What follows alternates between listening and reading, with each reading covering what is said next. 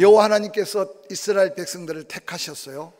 그래서 아브라함을 통해서 그 자손들을 애굽에서, 그리고 출애굽을 하고 난 다음 하나님은 그 백성을 시내산에 1년 동안 모아놓고 너희들은 내가 택한 하나님의 백성이다. 그리고 하나님이 그 하나님 백성들이 어떻게 살아야 할지 십계명과 함께 율법을 수여합니다.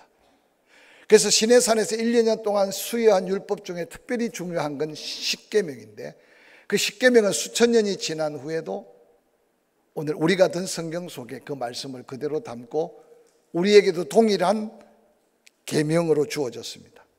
그리고 제1계명부터 제4계명까지는 하나님만 바라보고 하나님을 어떻게 섬겨야 할지를 강조하고 있습니다. 제5계명부터 시작되는 10계명까지 6가지 계명은 이 세상에서 하나님의 백성답게 살 수 있는 가장 소중한 계명을 증거합니다. 즉 인간 대 인간의 관계입니다. 근데 이 땅에서 인간의 관계 속에서 가장 첫 번째가 바로 제5계명, 내 부모를 공경하라고 하는 명령입니다. 하나님께서 왜 인간의 관계 속에 가장 첫 번째 내 부모를 공경하라고 명령하셨을까? 다양하게 많이 이해를 돕기 위해서 살피고 하는데, 부모 공경은 놀랍게도 동방의 예의지국이라고 하는 이 나라의 유교 문화 속에 부모 공경은 상당히 중요한 간섭으로 전해 내려오고 있습니다.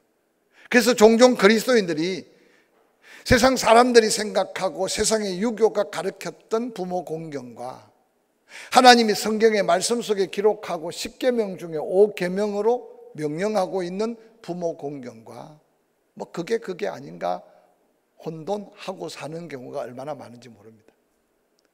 근데 놀라운 것은 세상의 어떤 인륜을 따른 부모 은혜에 대한 부모 공경과 하나님이 명령하신 부모 공경은 그 배후 속에 너무나 놀랍고 귀중한 교훈이 담겨 있다는 사실을 한번 기억해 가면서 우리의 부모 공경의 모습을 말씀 속에서 다시 한번 점검하는 기회가 되었으면 좋겠습니다.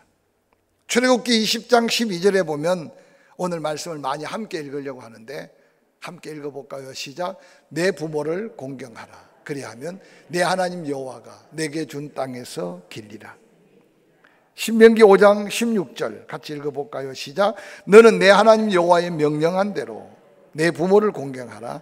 그리하면 내 하나님 여호와가 내게 준 땅에서 내 생명이 길고 복이 누리리라.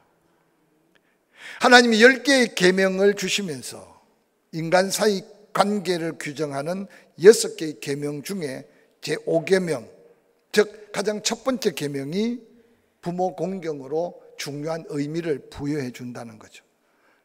즉 인간관계 속에 부모 공경의 이 계명을 지키지 않는 인간은 그 다음 계명들을 지켜도 의미가 없을 수 있음을 함축한 말씀입니다. 특별히 이 부모 공경에 대한 말씀 앞에 구약의 지혜자들이 말씀을 정리해 놓은 잠언에서는 이 제5계명 부모 공경에 대해서 수십 개의 구절을 강조하면서 반복해서 더 지켜야 될 계명인 것을 강조합니다. 잠언 4장 1절은 이렇게 기록하며 시작합니다. 함께 읽어볼까요? 시작. 아들들아 아비의 훈계를 들으며 명철을 얻기에 주의해라. 설명하지 않아도 의미를 다 알 겁니다.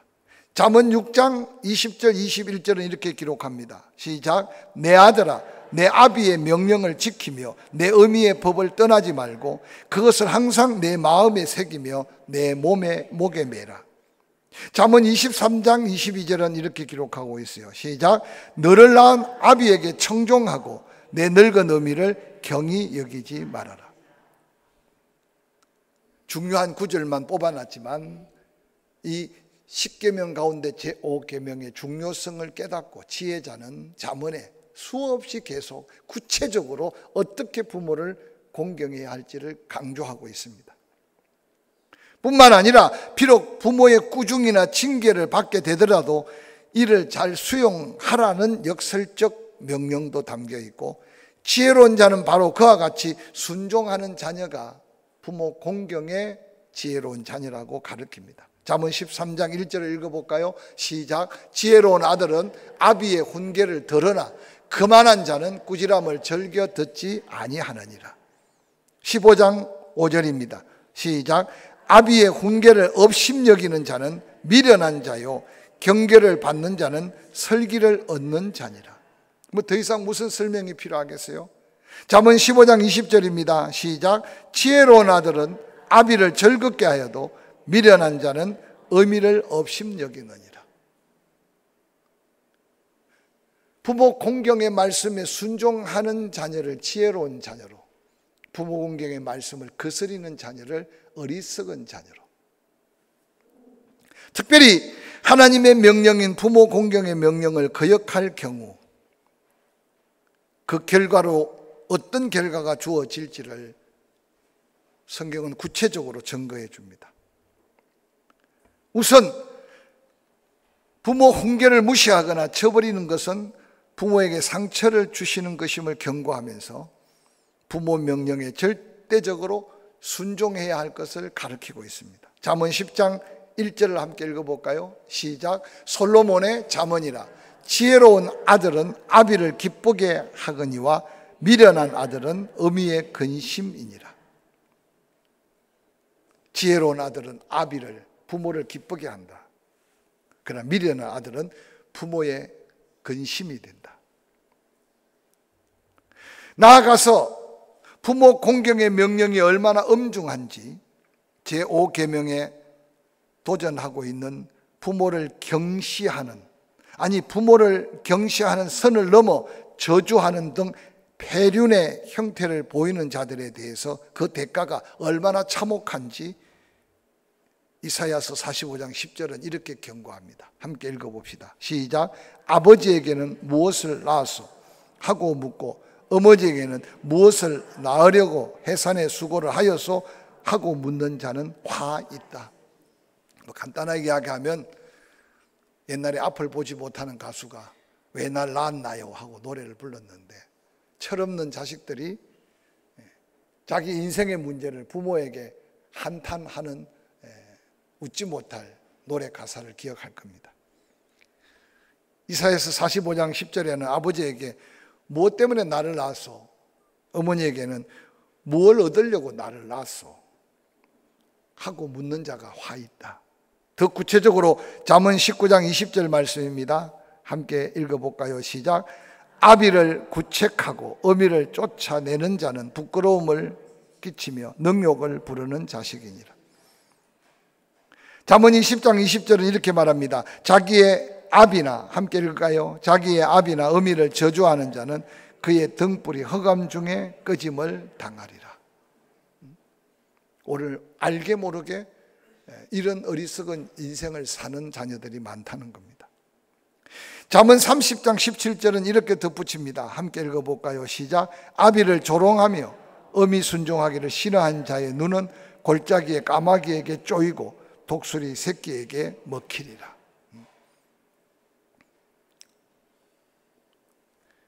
아비를 조롱한다는 말이 뭐겠어요? 해준 게 뭐 있냐고. 뭘 남겨줘야 내가 뭘 인간답게 가르쳐야 뭔가 내가 세상 사람답게 살 수 있지 않겠냐고 때때로 원망 섞인 말. 어미 순종하기를 싫어하는 자는 그 눈을 골짜기 까마귀에게 쪼이고 독수리 새끼에게 먹힌다. 상징적인 이야기지만 하나님이 지금도 그렇게 불효한 자식들, 까마귀가 와서 눈을 파먹고 독수리 새끼가 와서 눈을 빼먹어가지고 애꾸눈이 된 자식들이 있다면 주변 사람들에게도 얼마나 많은 도전이 되겠습니까? 그런데 이 말씀은 보아야 될 걸 보지 못하고 누려야 될 걸 누리지 못하는 비극적인 하나님의 진노의 심판의 메시지인 것을 기억해야만 합니다. 두 눈을 멀뚱멀뚱 뜨고 있다고 해서 나는 이 부모 공경의 질책에 대한 징계가 내게 없다고 생각하면 아니 된다는 겁니다. 다음 이어지는 몇 성경 구절에는 심지어 부모에게 신체적 위해를 가하는 자들, 하나님의 무서운 심판이 있음을 구체적으로 증거합니다. 출애굽기 21장 15절 말씀입니다. 시작. 자기 아버지나 어미를 치는 자는 반드시 죽일지니라. 아이고, 그 옛날에도 이런 무자비한 자비가 필요한 자식들이 있었을까? 하나님이 아마 우리 인생들을 다 굽어 살피고 있으니까 이미 하나님 백성을 구별할 때부터 그들에게 이 말씀을 주어서 경계를 삼은 거죠. 자기 아버지나 어머니를 치는 자는 반드시 죽일지라. 여기 여러분 손으로 폭행하는 것만 이 말씀 속에 담겨 있는 의미겠습니까? 부모의 마음을 거역하다 못해 부모의 마음을 찢어 놓는 것은 육신적으로 손찌검을 해서 혹시 얼굴이 붓거나 상처가 나는 것보다 더 큰 상처인 것을 깨달아야 합니다. 그는 죽어 마땅한 자식이다 라고 말씀합니다. 레위기 20장 9절은 이렇게 기록합니다. 함께 읽어볼까요? 시작. 만일 누구든지 자기의 아버지나 어머니를 저주하는 자는 반드시 죽일지니 그가 자기의 아버지나 어머니를 저주하였은즉 그의 피가 자기에게로 돌아가리라. 자식을 죽이라는 말이 얼마나 어려운 말입니까? 근데 부모를 저주하는 자는 살 가치가 없다. 죽여야 된다.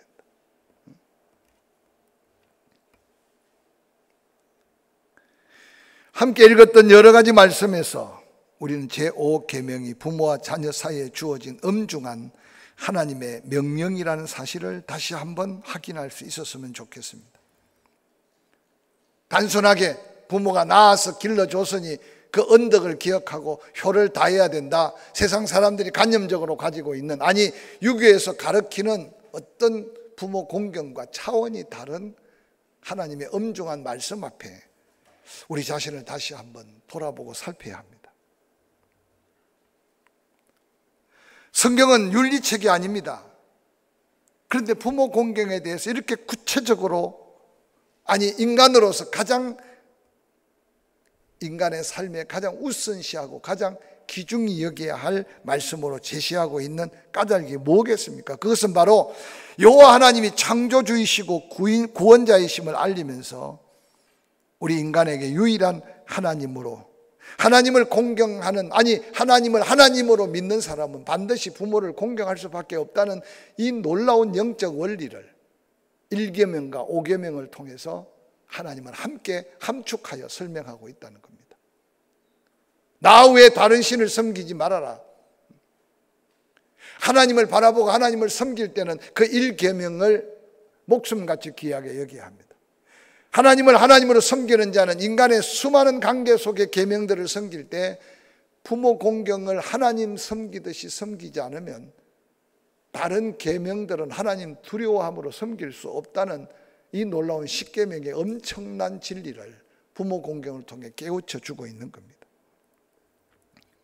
우리는 성경에 하나님이 유일한 하나님이라는 사실을 계시하시는 것을 우리는 부인할 수 없습니다.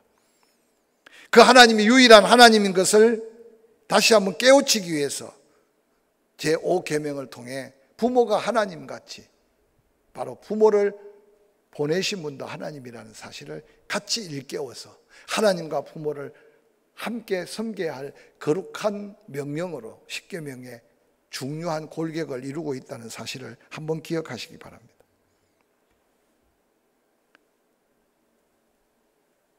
잠언 3장 12절에 대저 여호와 하나님께서 그 사랑하는 자를 징계하시기를 마치 아비가 그 기뻐하는 아들을 징계함 같이 한다. 하나님의 징계함과 아버지가 부모가 자녀를 징계함을 같이 통일선상에서 설명하고 있습니다. 그래서 제5계명은 부모 자식 사이의 올바른 도덕 관계를 넘어 하나님과 인간 사이의 관계를 함께 함축하고 있다는 사실을 함께 기억하면서 하나님을 하나님으로 바로 믿는다면 반드시 부모 공경은 그 믿음 안에서 저절로 이어져야 할 거룩한 믿음의 모습이라는 사실을 기억해 주시기를 주의 이름으로 축원합니다. 아비가 자녀를 징계하는 것이 하나님이 자기 백성을 징계한 같은 모델로 제시하면서 아비가 자녀를 훈계하고 징계하는 행동이 하나님이 그 사랑하는 백성을 징계하고 긍휼히 여기는 것과 같은 맥락으로 이해하라는 거룩한 명령이 십계명 속에 감춰진 부모 공경의 의미입니다. 나 외에 다른 신을 내게 두지 말라고 하신 너무나 귀중한 명령이,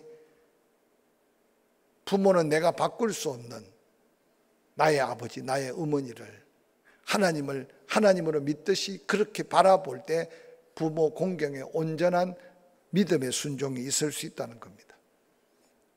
하나님 믿지 않는 자들은 부모 공경하지 않아도 우리가 어떻게 판단할 수 없어요. 그런데 종종 교회 앞에는 거룩하고 하나님 앞에는 너무 귀한 믿음으로 사는 자 같은데 부모 공경에 대한 모습을 잃어버리고 사는 크리스찬들이 없다고 누가 장담할 수 있겠습니까? 지난 주일날도 이야기했지만 목사 중에도 부모 공경을 못하는 목사가 있을 수 있고 장로 중에도 부모 공경을 못하는 장로가 있고, 제가 아는 권사 중에는, 우리 교회 권사는 아닙니다만, 부모 공경을 잘 못해서 제가 몇 번 전화를 들었다가 나왔어요. 그 교회 담임 목사하고 좀 통화를 해보고 싶어서. 그 아무것이가 그 교회 권사 맞냐고. 그 교회 권사는 부모 공경을 못해도 권사가 될 수 있냐고 묻고 싶은 사람도 있어요. 오늘 이 말씀을 다시 한번 돌아보면서, 아이고 이제 나는 어떻든 후회할 것밖에 없습니다, 부모 돌아가시고 나는 고합니다 할 수 있겠지만, 왜 부모 공경을 모든 인생을 살면서 죽을 때까지 인간관계 속에 가장 첫 계명으로 두셨을까? 그것은 바로 내 육신의 부모는 떠났을지라도 그 부모 공경하는 마음으로 다시 여호와 하나님을 경외하고 여호와 하나님을 공경하라는 의미를 다시 잃어버리지 않기를 주의 이름으로 간절히 축원합니다. 할렐루야. 뿐만 아니라 나이 늙어 부모 다 돌아가시고 이제 내가 부모가 된 사람은 내가 또 누군가를 섬겨가면서 하나님 사랑하는 마음으로 사랑함으로 살아가라는 하나님 사랑에 대한 교훈이 부모 공경 속에 있다는 사실을 함께 기억하면 좋겠어요. 당연히 살아계신 부모가 있는 자녀는 부모를 공경해야죠. 부모 공경의 가장 중요한 방법은 근심거리가 되지 않는 것도 부모 공경의 아주 중요한 방법 중에 하나입니다. 그런데 그리스도인들은 근심거리가 되지 않는 걸 넘어서서 따라합시다. 부모의 마음에 기쁨이 되어야 된다. 오늘 많은 세상 속에요, 물질이 자꾸 삶의 우선순위가 되다 보니까 돈 몇 푼으로 다 떼어버리는 경우가 얼마나 많은지 모릅니다. 똑같은 돈을 줘도 부모의 마음을 헤아리면서 기쁨이 될 때 그게 공경이고 즐거움이 될 때 그게 공경이라는 사실을 기억하시기 바랍니다. 여러분, 선물이라는 것도 마찬가지. 주는 사람 마음이 중요한 게 아니야. 따라합시다. 받는 사람이 감동이 돼야 된다. 그게 선물이에요. 특별히 부모 공경은 근심이 되지 않는 것에서부터 시작해서 기쁨이 되기 위해서 주는 자의 기쁨이 아니라 받는 자의 편안함, 받는 자의 기쁨이 되는 공경이 하나님 앞에도 마찬가지입니다. 우리가 신앙생활 할 때 예배를 드립니다마는 하나님이 받으실 때 기쁨의 예배가 뭘지를 생각하는 것과 내가 드림으로 찍고 가는 예배하고는 차이가 있잖아요. 이런 의미에서 부모를 공경하지 않는 것은 궁극적으로 생명의 원천, 아니 부모를 하나님 대신 가정에 허락하신 하나님을 공경하지 않는 것과 동일시하는 말씀이 10계명의 중요한 1계명과 5계명의 말씀의 의미라는 사실을 다시 한번 깨달으시기를 주의 이름으로 간절히 축원합니다. 그래서 하나님은 부모 공경을 아름답게 한 자에 대한 놀라운 축복을 잊지 않으시기를 바랍니다. 출애굽기 20장 12절, 우리 마지막으로 한번 두 구절만 읽습니다. 본문인데 하나님의 약속을 마음에 담고 함께 읽어볼까요? 시작. 내 부모를 공경하라. 그리하면 내 하나님 여호와가 내게 준 땅에서 내 생명이 길리라. 내 생명이 길리라. 이 생명이 긴다는 것은 요즘 종종 농담 삼아 그러죠. 오래 사는 게 복이 아니다. 옛날에 요양원이나 병원이 없을 때는 그냥 자연사로 돌아가셔야 되는데 돌아가지 않고 병원에서 오랜 세월을, 그래서 어떤 때는 자녀들이 너무 지칩니다. 저도 어떤 때는 기도해 보니까 하나님 제게 그런 마음을 주셨어요. 하나님 데려갈 수 있지만 자식들에게 축복을 더 남기려고 부모 공경할 수 있는 기회를 하나님께서는 미루고 계시는 것으로 깨닫는 게 은혜가 될 줄로 믿습니다. 내 생명이 길리라. 단순하게 목숨줄만 길어지는 게 아니라 하나님이 그 삶의 은혜와 축복을 연장해 가면서까지 축복하실 약속을 다시 한번 기억하시길 바랍니다. 신명기 5장 16절은 더 구체적으로 말씀하셨어요. 함께 읽어볼까요? 시작. 너는 내 하나님 여호와께서 명령한 대로 내 부모를 공경하라. 그리하면 내 하나님 여호와가 내게 준 땅에서 내 생명이 길고 복을 누리리라. 믿으시면 아멘. 5월 가정의 달, 가정에 대한 설교만 할 수 없으니까 이 십계명의 말씀을 가슴에 새겨가면서 전화 한 통을 하더라도 부모의 근심이 되지 않는 것도 효도지만 목소리만 들어도 기쁨과 즐거움이 되고 작은 용돈이라도 거기에 사랑을 담고 마음을 담아서 부모의 기쁨과 즐거움을 주어서 이 축복의 약속이 내게 떠나지 않고 내가 빼앗기지 않는 축복의 주인공들이 될 수 있기를 주의 이름으로 간절히 축원합니다.